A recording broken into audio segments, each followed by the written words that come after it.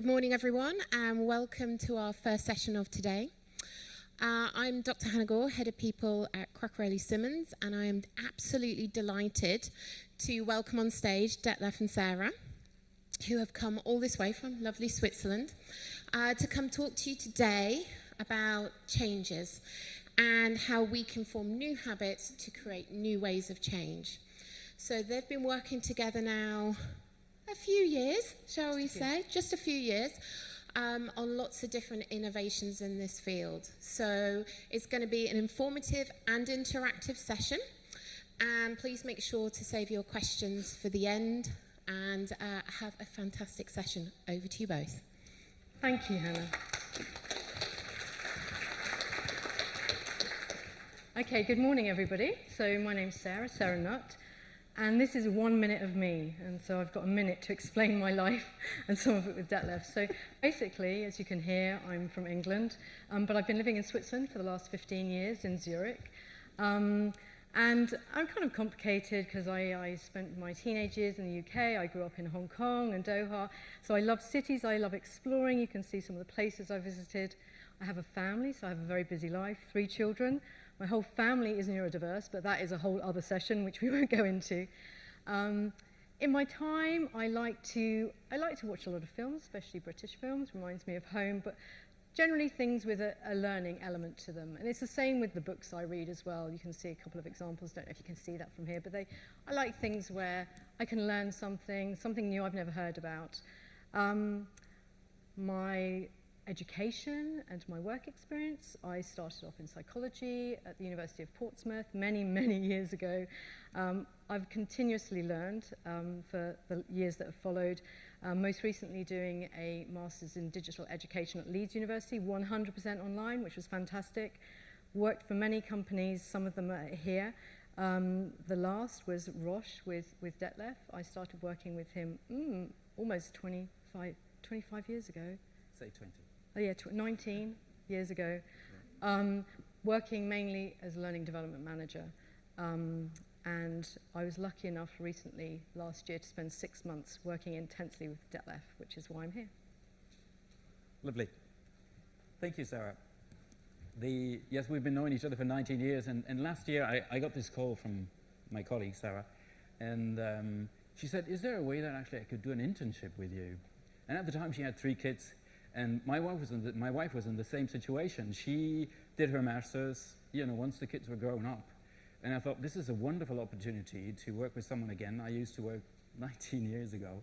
And so last year when Sarah joined, she brought her diversity of experiences, her deep knowledge in learning, and then also the creativity that you will see in the session we designed together and thought through.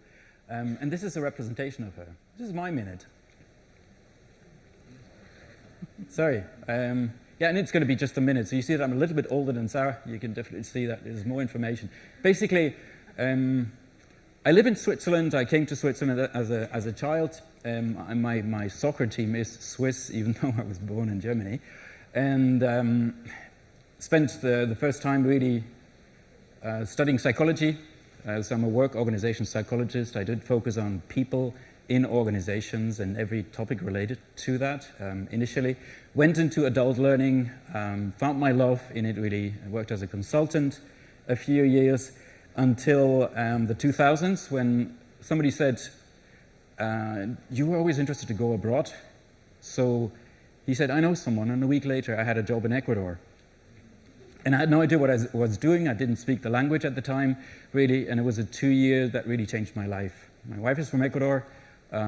We speak Spanish at home, and it's just a wonderful, enriching way to combine cultures. Switzerland and Ecuador are very different, and at the same time, they're incredibly enriching as cultures.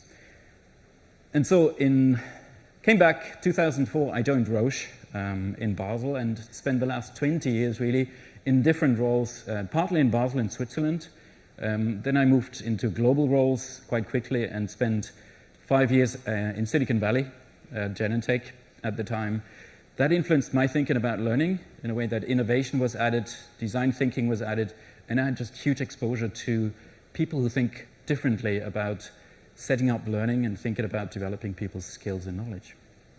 That's it. So most recently, I joined an engineering group, and that was new to me, really. So I had to reinvent myself and relearn really what it is to think about large-scale projects, capital investment projects, because they build manufacturing sites around the world, which are huge and very complex, and 80% of the workforce is external. So currently, that's where Sarah and I met, and we thought that it's lovely to work with Hannah. Hannah and I had a chance to work together last year. And this year, what we wanted to do is focus on a challenge that we were encountering as I became part of a new group, just joined, and was invited to an off-site meeting.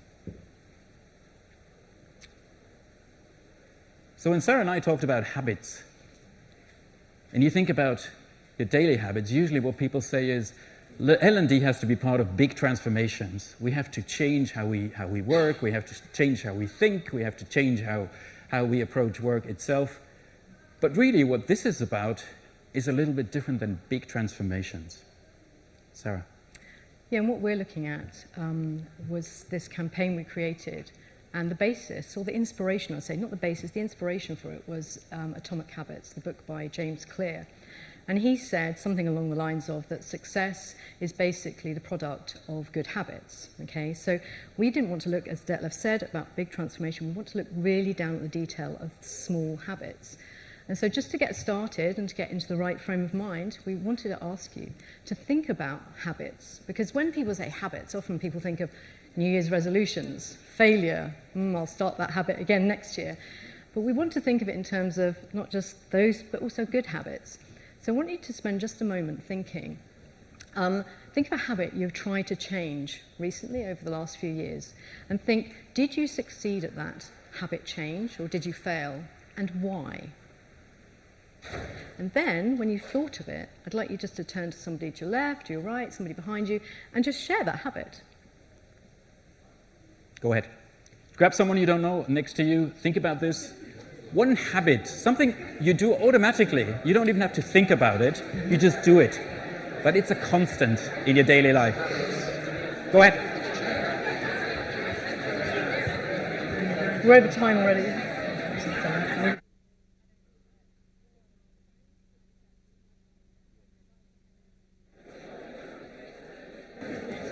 That was actually the kind of noise that we had at this offsite when 50 people come together. So what we'd like to do is keep this. That was a warm-up to put you in the mindset of what we're going to talk about.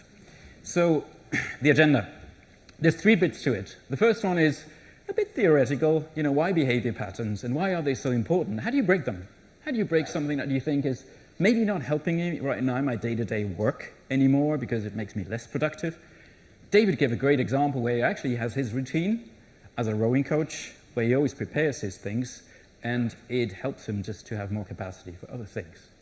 That's one of the reasons we do that. So, quick look at the patterns itself. The same thing we actually talked about at the offsite. Then Sarah's going to guide you through the story, our story if you want. Mm-hmm. And part of that is that we set up something which wasn't, maybe not done in the same way before, in a global remote group, and it's not that easy to access those people. And then we had some challenges and lessons, and we want you to think about those challenges, and maybe then think about how you could scale this into your reality afterwards. So the scaling will be the end, really. Let's jump in. Why focus on behavior patterns? Well, there was this offsite. 50 people, we come together once a year. There's people from the US, from China, from Germany, from Switzerland, from the UK. We meet and we try to solve problems together and have some fun. It's a combination of both, really. So some team building as well. And at the offsite, one of the things that happened is there was this incredibly interesting colleague I wasn't introduced to. He was a soldier, a German soldier in Afghanistan, a professional soldier, and he came back, and for some reason that changed his way of thinking and doing things. For some reason he had to deeply think about himself, and that's why he ran this session. To me, it was totally surprising that someone like him would talk about psychology and breaking patterns. Fascinating. There's another view on this, and we have a short video we wanted to share with you. See if that works.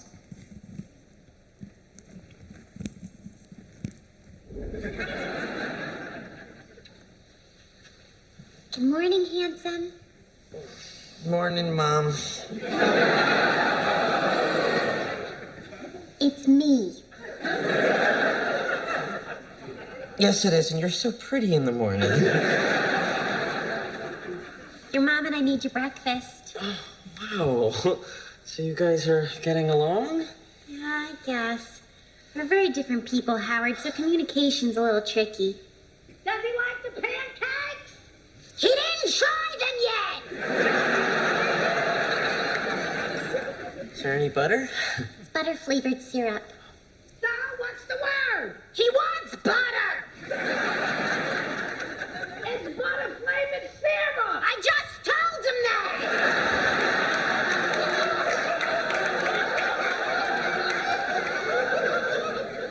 I don't need any butter. If you want butter, I'll get you butter.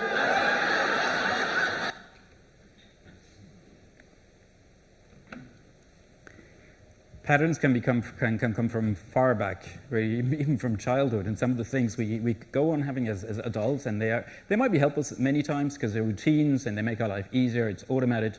When you drive a car and you learn it at the beginning, you need all your attention. But once you're able to drive, you can talk to someone, listen to music, chew a chewing gum, and look to the right and the left, and still nothing is going to happen to you. So it's automated. It's actually very helpful as a routine. So patterns are about how you feel, how you think, and what we do. This is an example of one routine, and I'm sure in your conversations you had many of those examples. I need my coffee in the morning. I can't be without breakfast. Other people, they may start at 1 o'clock to eat, really, because it's their habit. Might be helpful, but we also know that coffee can be not as healthy. And here's two more. I won't be able to do this is something that I might have learned through a few things that didn't work in my life, and all of a sudden, that's how I think about myself. And it's automated, and it's not that easy to get rid of it and say, actually, I could be able to do that task. And the feelings is the third thing, really. I get anxious when I'm in a crowded space. Some people do. Elevators are, for me, kind of weird because you're close to people and so nobody looks at you, right? So for some people, that could mean that it's a situation that creates anxiety. In that offsite meeting, what happened is that we spent about 4 or 5 hours thinking through this, 50 people at the same time, and this is what they came up with. They said, the ways we think about, we have our habits actually and our patterns about meeting management is something we really should look at. There's information overload. Somebody came up with the notion of infobesity. Emails and chats and videos, and it's just too much. And then the third one was kind of the balance between process and outcome. Process meaning taking care of people, being mindful about how we do things, and the other is I have to deliver results and output. And the balance between those two was the third challenge everyone had. And the fourth one was actually, some people said it's not that easy to speak up in this group. Because it's a remote group, we don't meet all the time, there might be assumptions through chat, and so that was the fourth topic. Think about them. Meeting seems to be a little bit more neutral than talking about fear in a group. Keep that in mind as we look at the design. At the end of the offsite, a few people said, we've done this before. We meet once a year. We have those conversations. We problem solve together. We invest a lot of time and thought, and then nothing happens. So that was the time when Sarah joined. And after the offsite, I have to say, so I had absolutely no knowledge of what Detlef has just said. And the most interesting thing he said to me, he explained everything in detail, along with all the other details about this department, which were very complex. And he said, okay, I want you to help me with this, Sarah. I want you to, can you go to the next slide, please, Detlef? I want you to do something. At least that's what Detlef's boss had asked him, just do something. And Detlef said to me, what should we do, Sarah? I was thinking all kinds of things. And then he explained, there's no budget, there's no time, and there's no habit here. I was brand new in the department. I'd been there, probably a week at this point. And so I had no understanding of how they communicated, what kind of learning environment there was. And he said, let's come up with a solution of somehow how we can get these guides to learn about the actual things that they themselves, as Detlef said, had identified as their learning needs. So we had a long discussion. But before we share what we discussed and the campaign we came out with, we'd like you to spend a bit of time thinking, maybe in pairs, perhaps the same pairs you had earlier or a different pair, and think, what would you do? You have those 4 topics, you have no budget, no time, and there's no culture of learning within the department. And then what we'd like you to do also, spend a couple of minutes doing that, and then get into bigger groups, maybe 6, even 7 of you, and come up with maybe one that you think is the best solution or idea that you have, okay? And then we have a nice QR code here on the right-hand side, which is for Padlet. I don't know if any of you have used Padlet before. It's very easy. There's an instruction in there. Just click on the big cross, and you can add your group's chosen solution. And we're going to give you, as you can see, just 2 minutes to discuss, 4 minutes to get together as a group, and then we can have a look and see your answers up on the screen and your suggestions. Get out of your comfort zone, and here we go. 6 minutes. Go.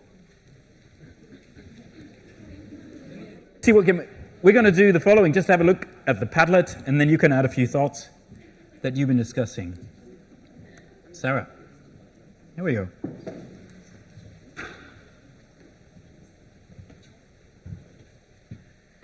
Me? You. Me? Ask Yeah. my manager for clarification. He's not. No, sorry, I'm not available. Sorry. It's like, okay. Ask the manager for. Use existing. Well, there's a lot there really. Use existing technologies and tools. Very interesting ideas. Our priority versus LT priority with translation are required to start small, build momentum, get them to talk about it and come up with their own solutions. I like that. Yeah, That's it's a lovely. grand idea. Yeah. Reflect on takeaways and take accountability for specific actions. Great. Sarah. They keep shifting. Which ones did you do? They shifted over there. Purpose, hold counter. Allow people to inspire and lead the change. Allow the people to inspire and lead the change. Hold people accountable. Great. Any comments here? Yeah. Did you sorry. comment on this one? This is really Go ahead. important. The using existing technology and tools. This is so good. This is such an important point because I think there's a tendency these days to think, oh, what new technology can we use to solve that? But actually, we have really good technologies. And the same applies to content as well, as I'm sure you're aware with AI. You know, we need to see what we have before we create something new. This is so interesting. So it's a bit about maturity of the organization. When you say, okay, is this group used to learning at all? Do they want to take action? Busy people. Use of technology, we don't have a budget. Yeah, it's all great points. Let's see. There's lots of questions. We can go back to basics. Define the problem. What's the consequence of not solving it? That's kind of the business case approach. Convince your senior leaders, probably. Great. Thanks. Did you comment on this one? Ask my manager for clarification. I know. Yeah. Okay. Now, with that in mind, let's go back to the story.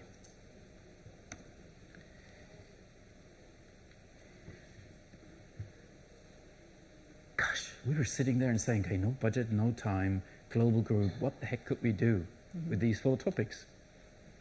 And the first thing we did is actually sit down and imagine you're not in the room and you're just listening in. I think you would go and get a coffee first, Detlef. I probably would As you get a said coffee earlier. first. Yeah, you're right. We were sitting there and kind of, okay, meeting. That's an easy one. I think what was great, really, remember that at the offsite, because you were not there, at the offsite, the thing was that everyone was coming up with their own issues they were talking about, and they were actually it was like a needs assessment, really. JD. That was super helpful. And the other thing was, it's a busy group, that I know. I've been there for a few weeks, but everyone's running around and it's like bees, and there's a lot of conversation happening, but only rarely, and most of it is through chat and just sending around chats, really. And the other thing is, this seems to be, all the topics are really, really relevant for them. That's as much as I know. Yeah. Do you have a chance to think about it? Well, I thought about it, and I think we start off with a really good foundation because they've chosen these learning needs. I mean, that's a really good foundation to start with. So they want to do something about this. But we also have to take into consideration things we've been taking into consideration for the last 15 years. is people don't have the time they used to, you know? They don't have time. They don't want to scroll very far. They don't want clicks. One click is enough, maybe two at the most. So we need to take that into consideration. And people don't want to, I mean, the fact that they've raised information overload as one of their topics, that really, we must pay attention to that, because we shouldn't overload them with information, and we need to challenge them. These are smart people, right? Yeah. We can't just dish out the same meetings information that we would have done 15 years ago. We need to think about drip feeding, as we've always thought about, but drip feeding the right kind of things for smart people. I like that idea, yeah. They are really used to watching short videos, maybe it's something, because video is so established, and what's great is actually that we have this internal infrastructure, so we can leverage our internal video studio. Yeah. That's it. Yeah, I think we could do that. Maybe that could be something, a theme, because I like it when we can create themes between subjects. So we already have, between our themes, I mean, meetings and information overload. Yeah. There's a real connection there.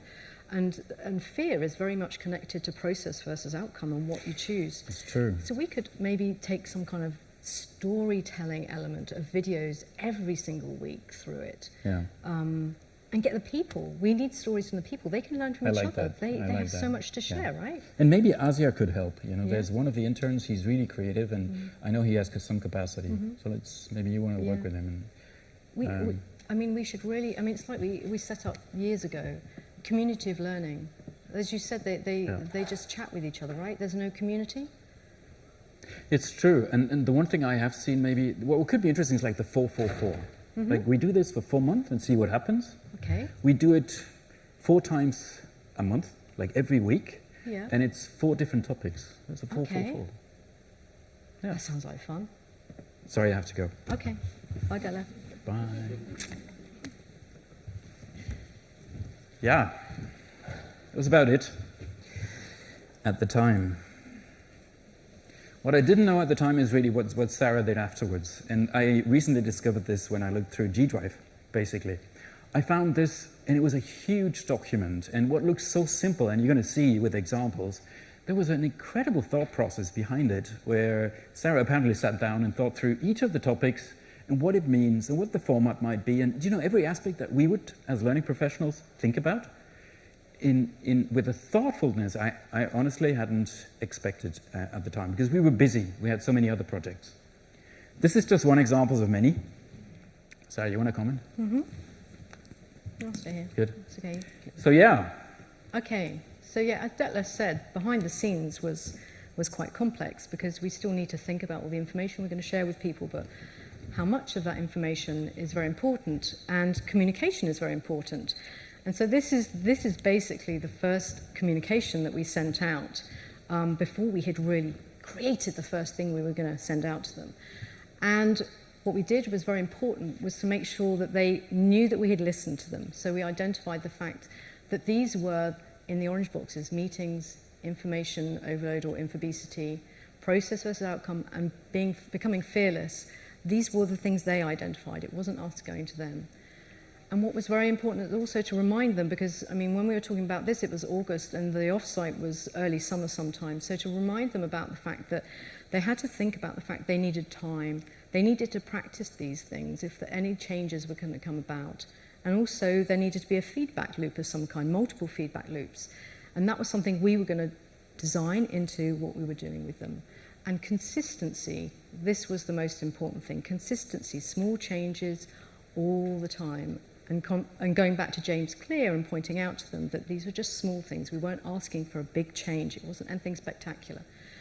And we also wanted them to know what was coming up. So we gave them a bit of a kind of campaign message, telling them when it was going to start. I think it was about a week before it was going to start that we told them.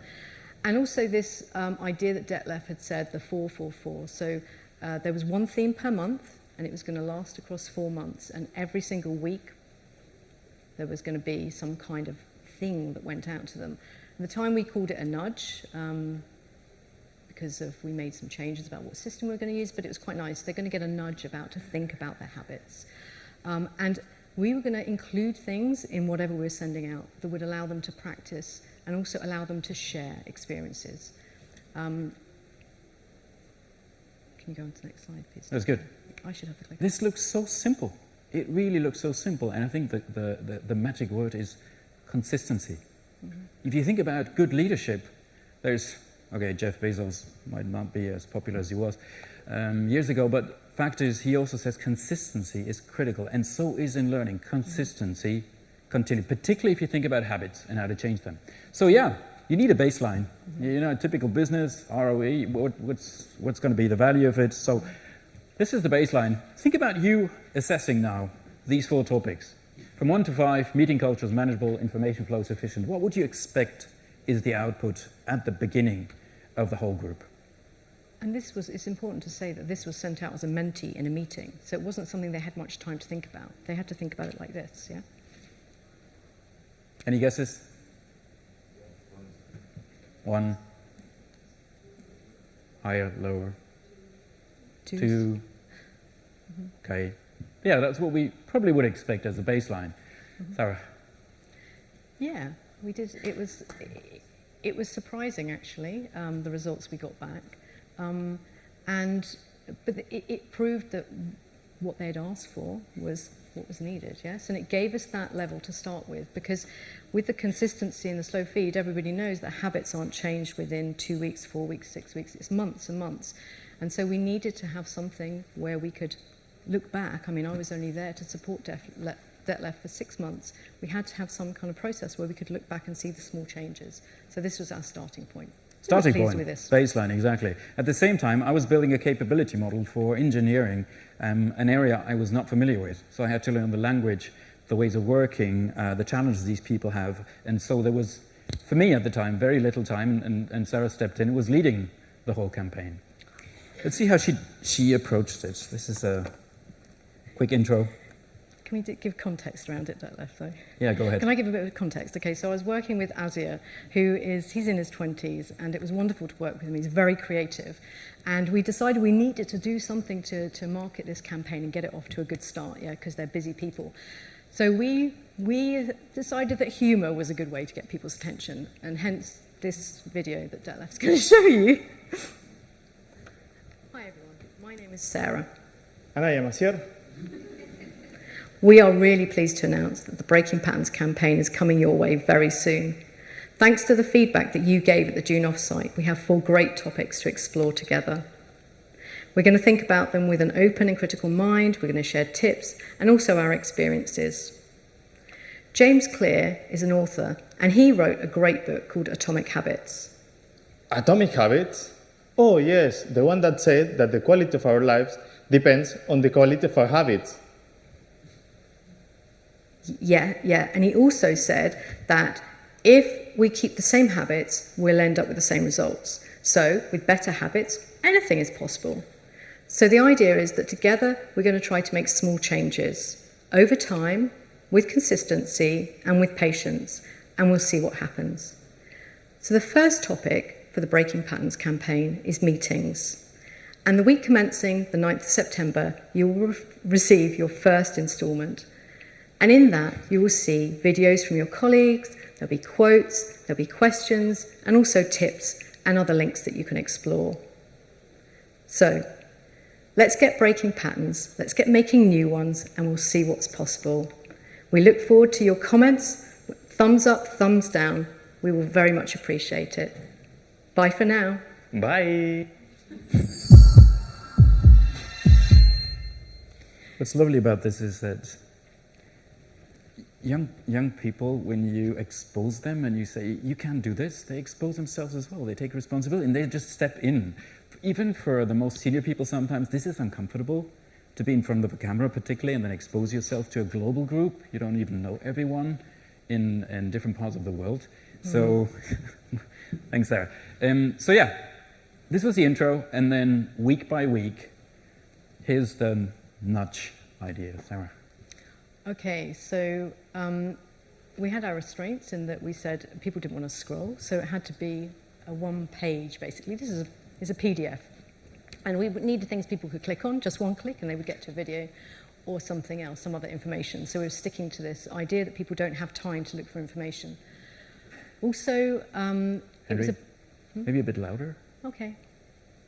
Can you hear me at the back? Good. Yeah. Okay. So basically, it's every single week, it was split into these 4 sections. The information changed slightly, but on the top left-hand side, you say the facts and figures. There was always something, some kind of percentage or some kind of controversial quote that would make people think and want them to get involved. And a question always at the bottom asking them. And making them think about the topics we were going to raise to them. Then always on the right-hand side here, the personalised video. And we'll come back and show you a few of these in a moment. But the most important thing about this was it had to be relaxed. It had to fit into this kind of style that we had chosen. And we wanted people to share their stories and be really honest. And this was one of the most amazing things I think about this whole campaign was the fact that people were so honest and so generous with their time to create these videos.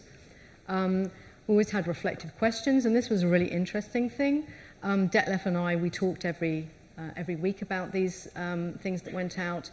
And in fact, we had to get them right, just at the right place, these reflective questions.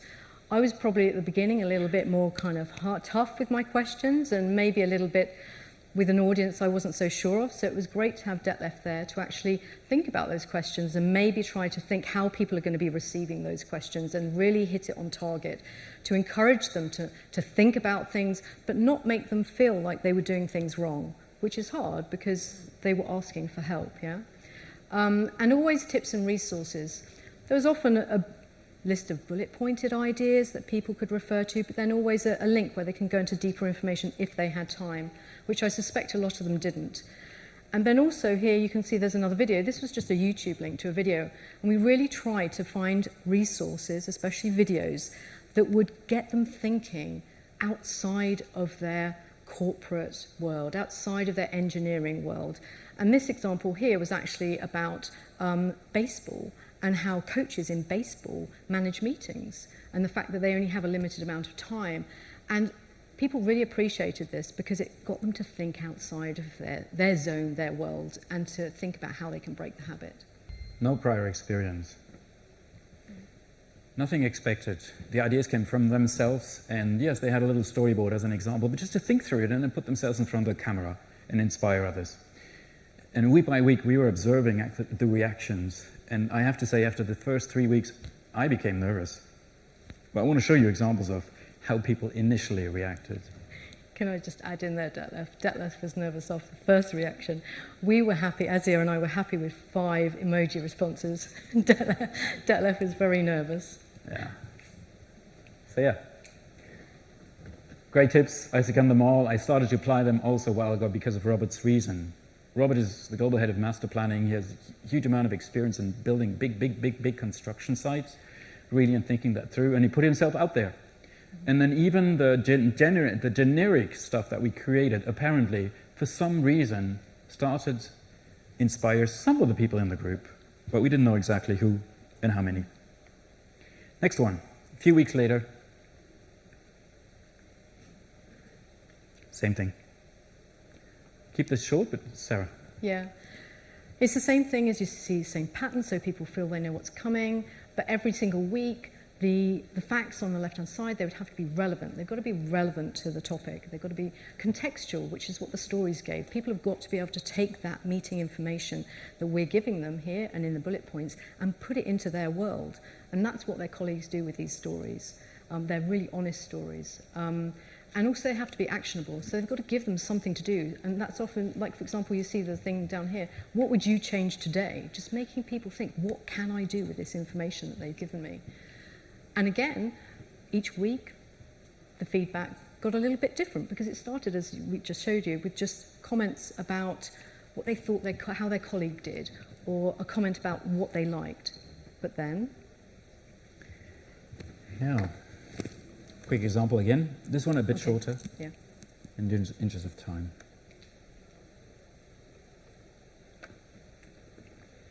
It's funny.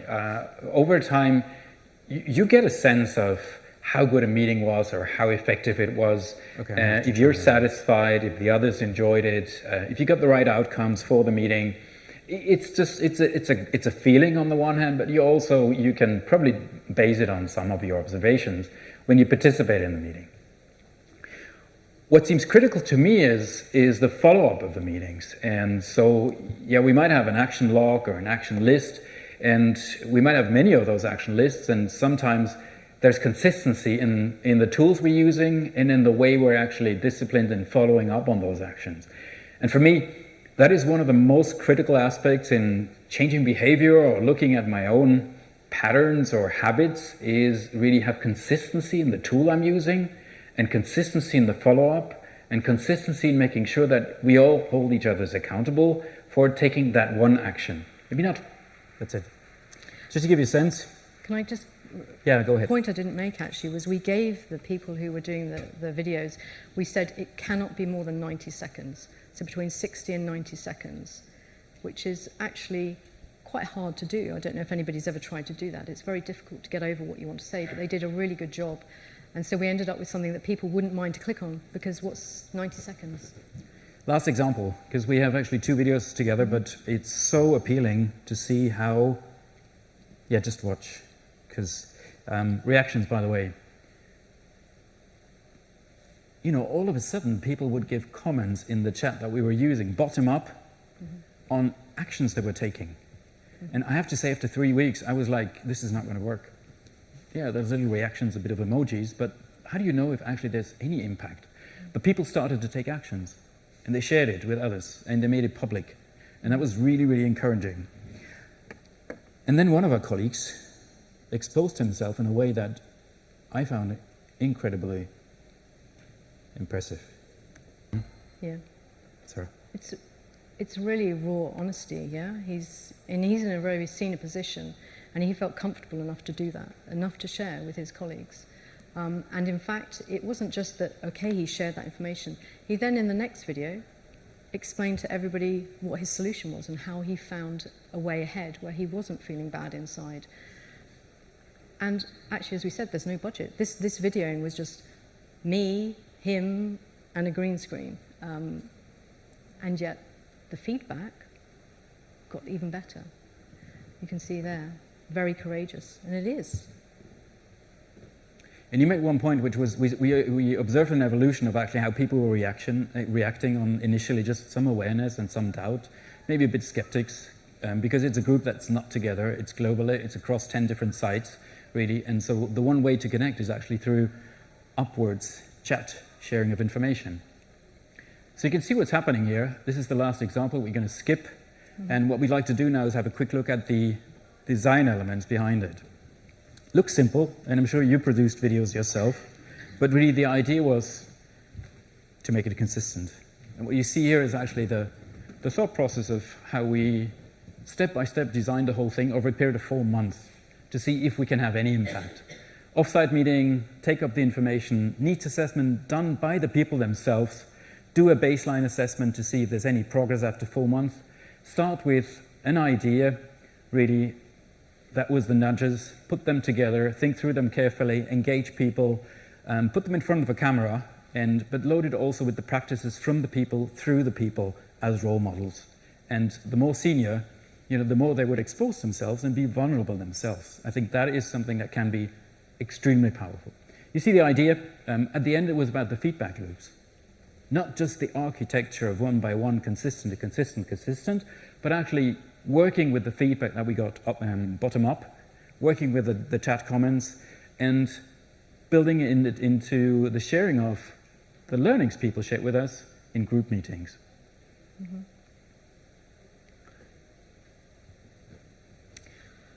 Okay, so one of the most important things, as Detlef said, I mean, there are a few theories that were behind the thought process. There are a lot of them, but some of them that were really clear were rhizomatic learning, which was very important with the construction of this, and also community learning. And community learning is okay if you have a community who learns together, but we didn't.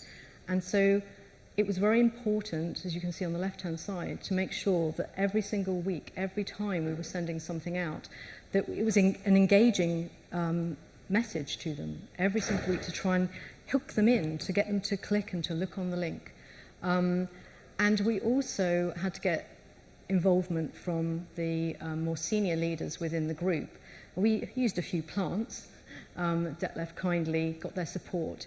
And we got them to start the snowball. So they started the first few comments. And after that, once they were involved and people could see, oh, actually, these people are getting involved, enjoying it, it was a snowball of comments then. And it increased. And the community of learning, which was 0 at the beginning, basically matured over I was only there then another 4 months. I didn't see it continue, but Detlef said it continues until today. The people really got into it, and it was a matter of patience and waiting for that community to mature a little bit. And the critical part was really the people, right? And the fact that everyone engaged in this and put themselves out. This was not common. Engineers are not like the ones who are going to be there and rah, really not their thing. They love Excel sheets, but really having them in front of a camera and talking about their practices and their struggles and the way they did was just amazing. And the peer-to-peer influence, really, remotely as much as in person, is really where the magic happens. And so on our way, we had a number of challenges. And we thought, before we show you our challenges and conclusions, the question is, what would you expect as challenges with this simple and yet, in our view, very effective setup? What are the challenges? So, love to hear your ideas. If you can please turn around and before we go into this, grab your neighbor, please. Think about 1 or 2 challenges you think is typical in a remote virtual setting where people are busy, and you've seen actually the starting point that we had. 2 minutes, please. Think about the challenges, and we'd love to hear a few of yours.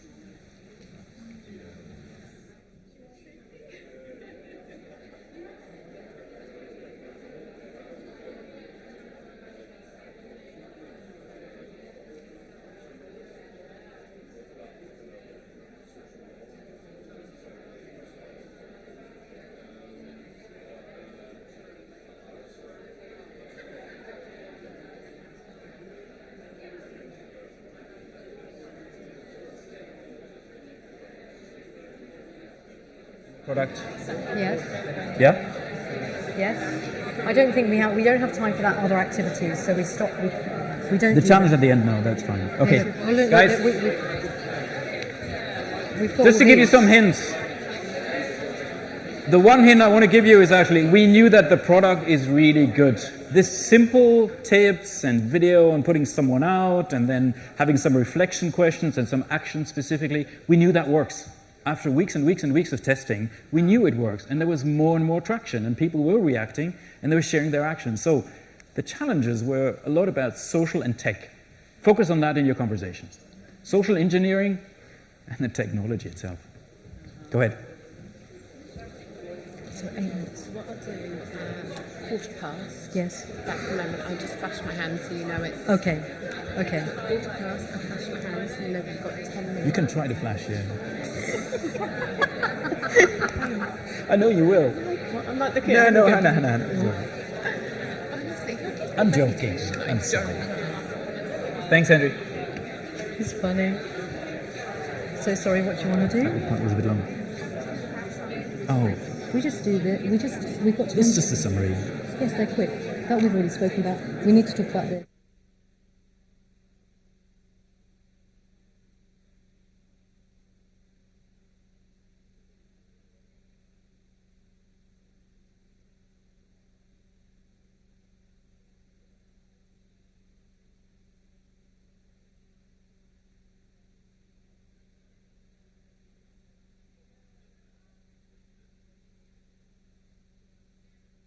And then questions.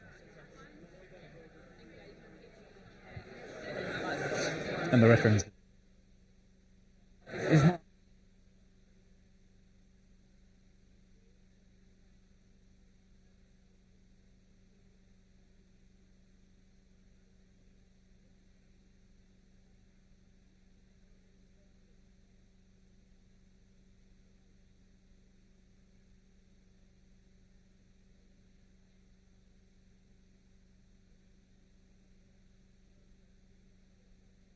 Okay.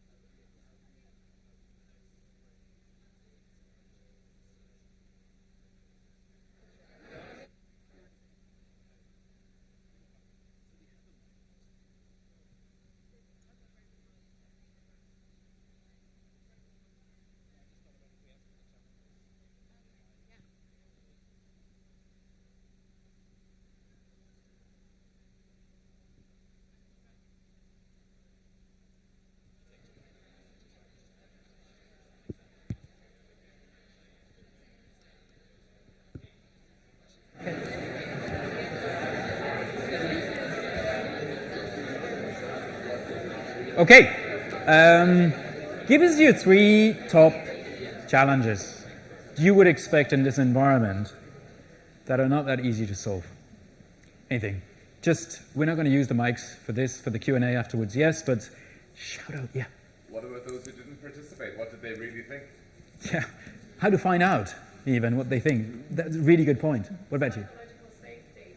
How would they be sure it wouldn't cost their job if they shared openly and vulnerably? And particularly if you think about the last topic, fear, and you talk about fear in front of a camera to others and you expose yourself as a senior person, that is risky, let's face it, in any culture.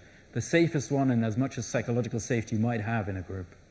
Really good point. And I have to say, I have a great manager. He is really a smart guy, but he's a little bit unpredictable sometimes.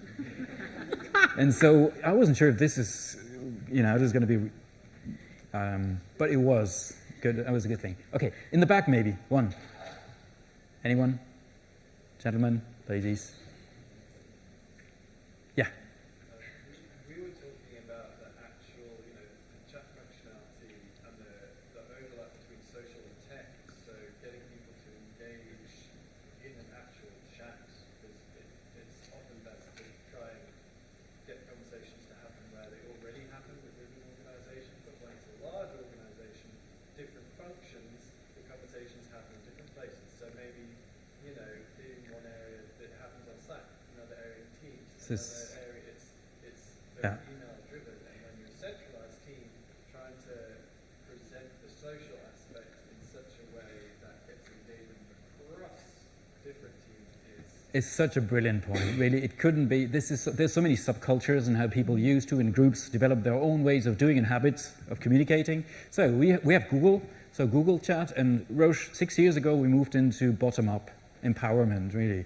Crazy, really. But what happened is that over the last 6 years, there's hundreds and hundreds and hundreds of communities that were developed just to bottom-up chat, people owning.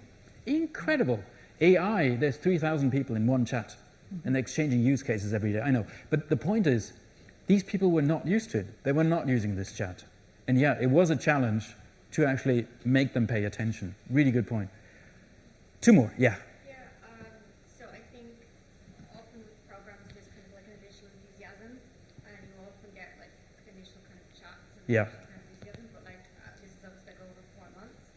What happens in month 3? Is there like a huge drop off, and how do you prevent that drop off over the life cycle of the That's such a good point. And in this case, it was the other way around for whatever reason. Right? That was so rewarding, I have to say, as a learning professional. You know how this is. It fades out. People forget. Here, the other way around for some reason. Last one. There was somebody in the back. Yes? There's also a credibility issue, I think, where, coming back to the infobesity, you essentially have to be credible that you give out more information that people have to accept to reduce information. Yeah, exactly. So there is a bit of a credibility issue. More information to have less information. That's exactly the point. So what's the critical size and how much? Really good point as well.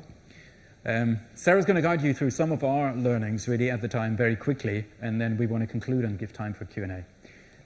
This is just theory, so this is a summary slide, nothing else. 4-4-4, you've seen that, we talked about this as an idea. 4 times a month, 4 months, 4 topics, bottom up, clearly bottom up and blended. We had to be in touch with people as well. Chat only doesn't work. Videos, nuggets, dialogue, nothing new. And then focus on the community and see what might emerge through them and work with the experts. They're experts. They love to share their expertise, but maybe not expose themselves. So yeah. Okay, yes, so Google Chat, that was interesting, a tool to use because the last time I was at Roche, they didn't use it. And they have these, if anybody uses Google Chat, they have these wonderful things called threads, which are a nice idea, but actually they can be quite a limiting idea, and we found that because as you can see here on the left-hand side, there's a big grey box with Breaking Patterns campaign in it, and that was our thread.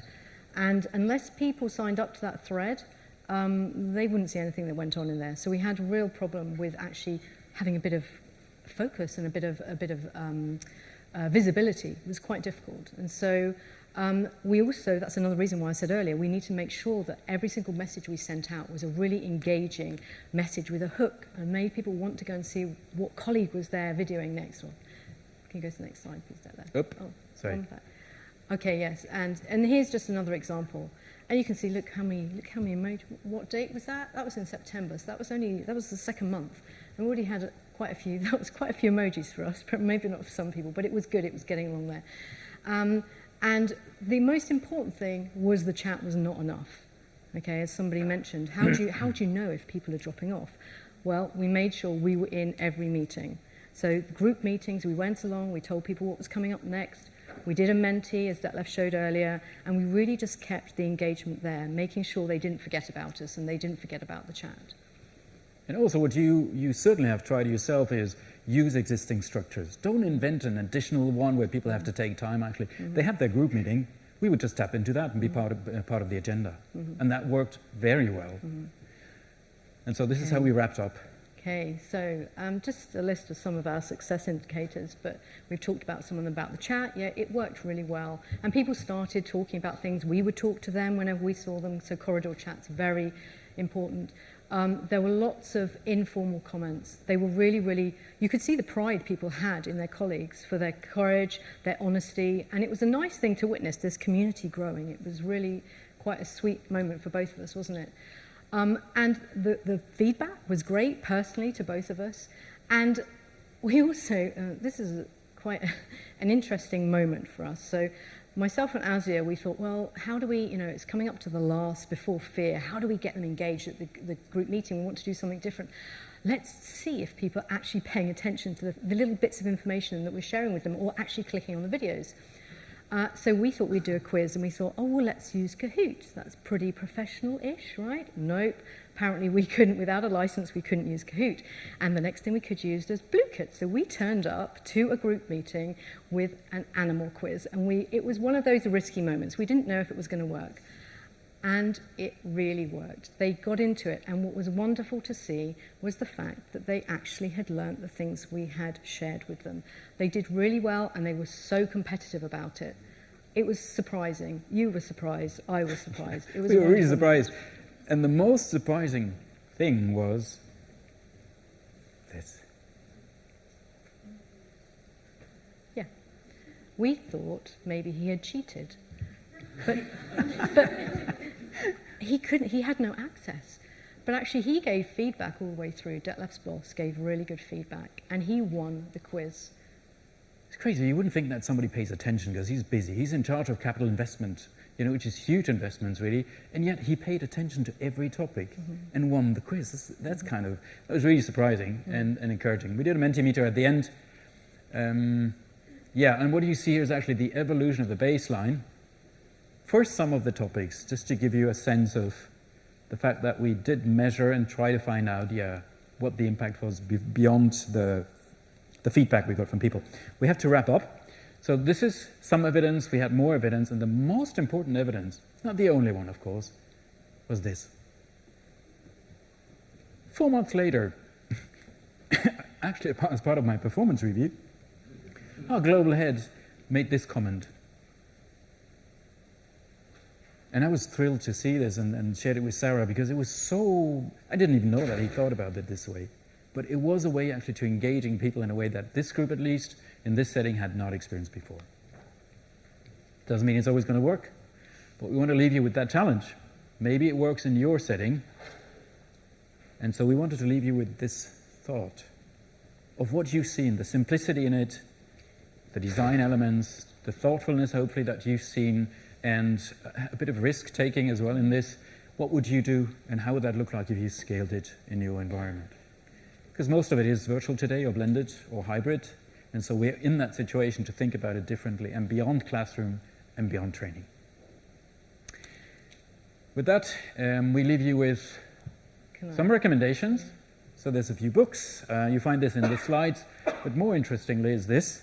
If it works, can I just explain a bit behind this? 10 seconds, and otherwise Hannah's going to... Azia is one of these people on that slide, and he and I took so much video footage, and people were wonderful. It was the funniest work I've done for years. I enjoyed myself so much, and we had such good material. We're like, what are we going to do with this? And the campaign was ending around the end of the year, so we said, let's do a bloopers film and send it out to them. I mean, what a gift, yes? And Thank you so much. And we'd love to open up to see if there's any questions.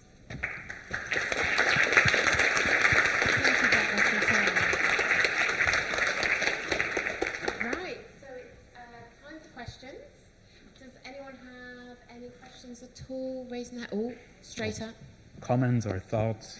Brilliant presentation. Thank you both very, very much. I think everyone would agree. Have you thought about generalizing this to other levels of managers, and what would you change in your design? In terms of other levels of managers, you mean more senior managers? No, probably more junior. More junior? I don't know that there's anything I would particularly think about changing. I haven't seen, Detlef has, so I left at the end of December. It's continuing, so I don't know that I would change anything. I think the formula works very well. Do you mean in terms of the videos? I suppose you may have a challenge with those participating with video. That could be maybe confidence or seniority. You would think that, but as a matter of fact, when we have always a group of interns, we make sure that there's always new talent who wants to join, and we make sure that we expose them. They know what to expect. If you don't like change, it's not your place. So we pick them carefully, but then we expose them to a degree that you would not expect it maybe in other places. The youngsters have taken ownership of what they call the Zero Talks.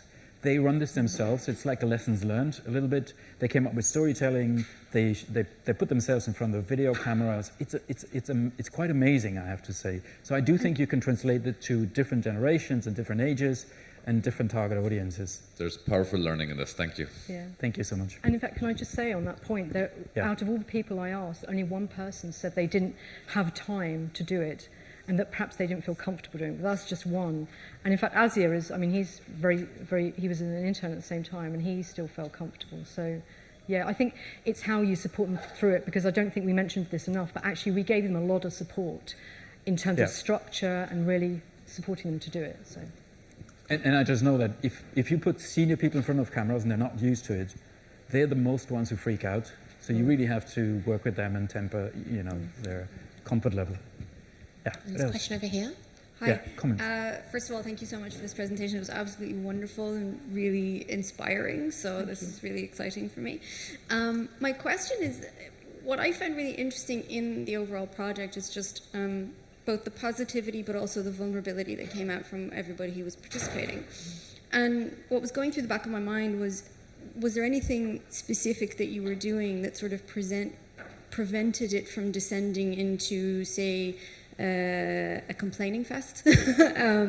Where, because sometimes, especially in the early stages where you're identifying the problems, it can be complaining without finding a solution. And I'm just sort of interested, was there anything that you put into your model that sort of gave such positive results in this way?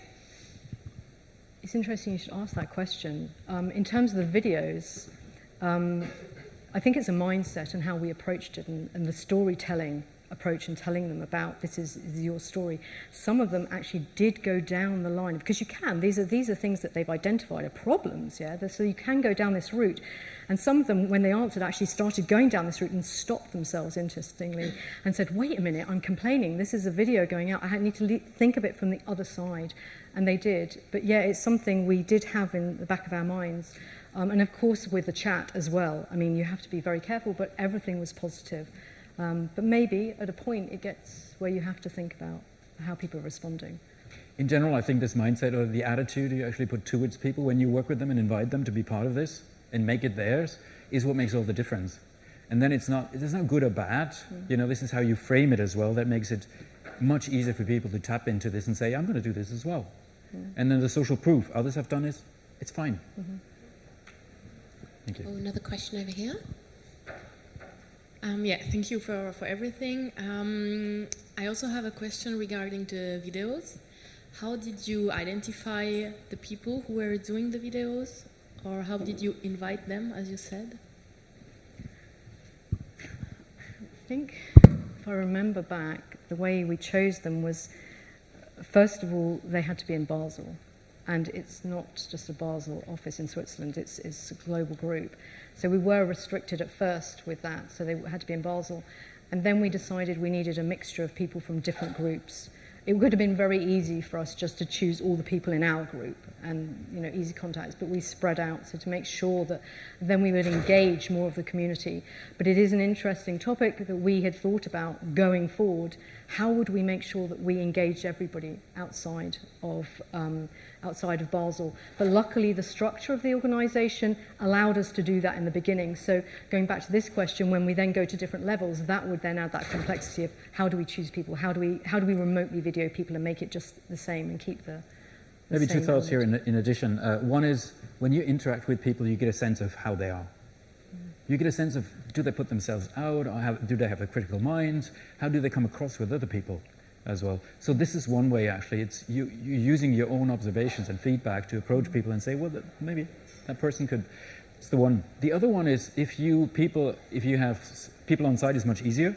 But actually, now I'm developing something which is not similar, but it's also with videos based. So what we do is we always observe when people actually visit our site, because we have the infrastructure there, and we incentivize them. Like we say, you know, well, let me know when you're in Basel, and we would love to do this with you. And so this is the way actually to engage a global group the moment they are present, and then grab them and give them a heads up.